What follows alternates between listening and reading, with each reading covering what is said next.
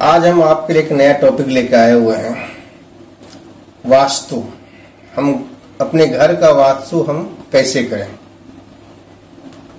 ये नक्शा है 15 बाई 56 फीट का, और जो रास्ता निकल रहा है वो ईस्ट की तरफ रास्ता है। मतलब जो एंट्रेंस होगा वो ईस्ट की तरफ, पूरब की तरफ से एंट्रेंस होगा। तो इसको हमने एक बनाया है, हो सकता आपको अच्छा लगे ये चीज। अब जैसे देख लीजिए कि इसको सबसे पहले हम लोग क्या किए, इसको हम लोग एक नक्शा बना लिए और हम लोग इसका जो दिशा है वो हम लोग मेंशन कर दिए। जैसे ये ईस्ट हो गया आपको पूरब दिशा, ये पश्चिम दिशा हो गया, ये उत्तर हो गया आपको, और ये दक्षिण हो गया आपको। ठीक, अब क्या किए, अब इसका सेंटर हम लोग ले लिए। ये सेंटर हो गया, इसको हम लोग ब्रह्म स्थान कहते हैं। यहां कभी भी पिलर नहीं होना चाहिए। अब ये पोर्शन आपको नॉर्थ ईस्ट हो गया, ये पोर्शन आपको साउथ ईस्ट हो गया, ये पोर्शन आपको साउथ वेस्ट हो गया, ये पोर्शन हो गया नॉर्थ वेस्ट। जब भी आप मकान बनाए तो कोशिश कीजिएगा कि ये साउथ का पूरा पोर्शन ऊंचा होना चाहिए नॉर्थ के अपेक्षा। ये हमेशा नीचा होना चाहिए, इसको हमेशा ऊंचा रखिए, क्योंकि ये जल तत्व है इधर। इसे हम लोग जल तत्व कहते हैं। ये हमारा अग्नि तत्व हो गया, ये हमारा पृथ्वी तत्व हो गया, ये हमारा वायु तत्व हो गया। इसलिए इसको ईशान कोण कहते हैं, इसको अग्नि कोण, इसको नैत्रिक कोण और इसको वायु कोण कहते हैं हम लोग। और हमेशा कोशिश करना चाहिए, यदि आपके पास स्पेस है तो जो आपका जो मुख्य द्वार है या जो मुख्य एंट्रेंस है वो हमेशा नॉर्थ ईस्ट में ही बनाए। यदि नॉर्थ ईस्ट में आपको नहीं मिलता है तो आप नॉर्थ की तरफ जा सकते हैं, साउथ और ईस्ट की तरफ जा सकते हैं। यहां से लेकर इस एरिया तक आप बना सकते हो, बहुत ही अच्छा कहा जाता है। और ये हमने एक किचन बनाया है जो हम लोग साउथ ईस्ट में दिया है, जिसको अग्नि कोण कहते हैं, जो वास्तु के अनुसार अच्छा है।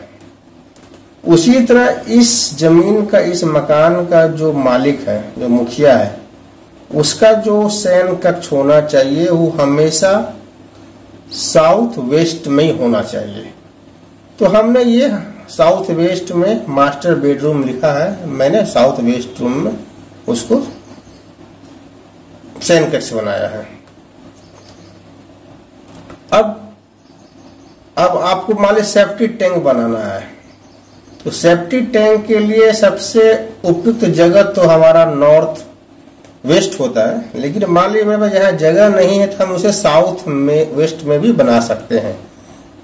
कोशिश कीजिए हमेशा कि जो सेफ्टी टैंक जो हमारा हो वो साउथ वेस्ट या नॉर्थ वेस्ट में ही बनाए। उसे कभी भी आप साउथ ईस्ट नॉर्थ ईस्ट में ना बनाए, क्या कि सेफ्टी टैंक जो होता है ये राहु का वास है। आप इसको नॉर्थ ईस्ट में बनाएंगे तो हमारे जो काल पुरुष के जो सर है यहाँ पर आते हैं, उनके सर में गंदगी गिरेगी, जिससे हमारे घर में बीमारियां आएगी। साउथ ईस्ट हमारा क्या हो गया, अग्नि कोण है। यदि यहाँ जल तत्व आ जाएगा तो अग्नि कोण को हानि करेगा। अग्नि कोण क्या है, मेरा धन को दिखाता है, मेरी समृद्धि को दिखाता है ये चीजें।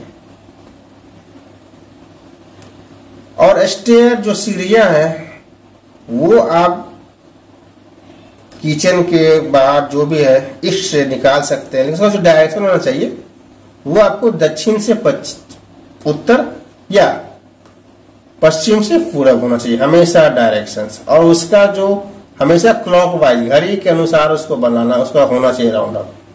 मान लीजिए मैंने यहाँ पर दिया हुआ है इसको दक्षिण से उत्तर, अब यहां से सीढ़ी चल रहा है, ये दक्षिण जा रहा है, फिर वापस पश्चिम जाएगा, फिर उत्तर आएगा आपको। तो इसलिए ये वास्तु के अनुसार सीढ़ी भी ठीक है।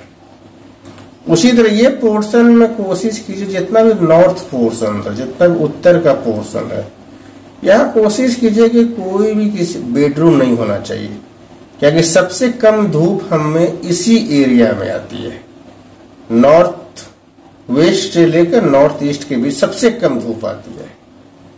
क्या कि जो हमारी जो सन की किरणें हैं जो हमारे ईस्ट पूरब से उगती है वो वेस्ट होते हुए साउथ होते हुए वेस्ट में जाके अस्त हो जाती है, इसलिए सूरज की किरणें यहाँ नहीं पहुंच पाती है। तो यदि आप यहाँ किसी बुजुर्गों का कमरा आप देते हैं तो उसे बहुत परेशानी हो सकती है। यदि आप इस एरिया में यदि बाथरूम भी बनाते हैं या टॉयलेट भी बनाते हैं तो हमेशा यहाँ सिंकेज का प्रॉब्लम रहेगा।